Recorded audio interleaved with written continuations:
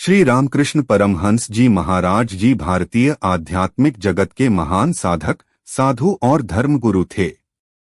उनका जन्म 18 फरवरी 1836 को बंगाल के कामारपुकुर गांव में हुआ था।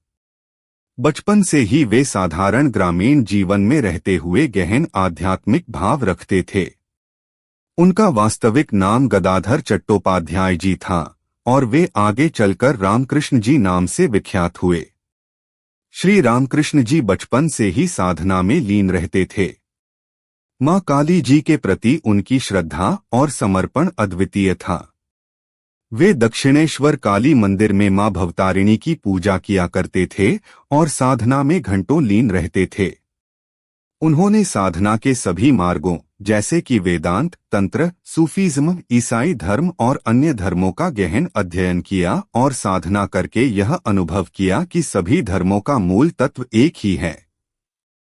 श्री रामकृष्ण जी का जीवन साधना और परमात्मा के साक्षात्कार में समर्पित रहा।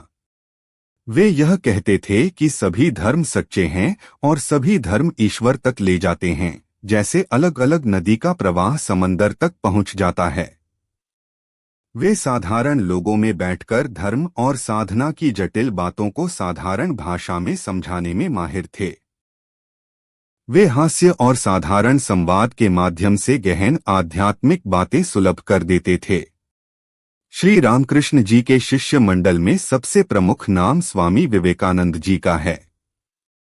श्री रामकृष्ण जी ने ही नरेंद्रनाथ दत्त यानी स्वामी विवेकानंद जी को साधना और धर्म के सच्चे अर्थ सिखाए। श्री रामकृष्ण जी का जीवन भारतीय धर्म और साधना का एक आदर्श है, जो आज भी करोड़ों साधकों और भक्तों के लिए प्रेरणा का स्रोत है।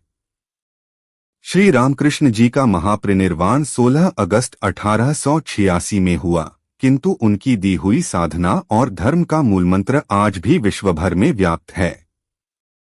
वे कहते थे कि साधना का मूल तत्व है निष्काम भाव, सच्चाई और सभी धर्मों का आदर करना। श्री रामकृष्ण जी का नाम साधना, समर्पण और धर्मसहिष्णुता का पर्याय है। वे हमें यह सीख देते हैं कि साधना और श्रद्धा से सभी साधक उस परम सत्ता तक पहुंच सकते हैं जो सभी धर्मों का मूल है।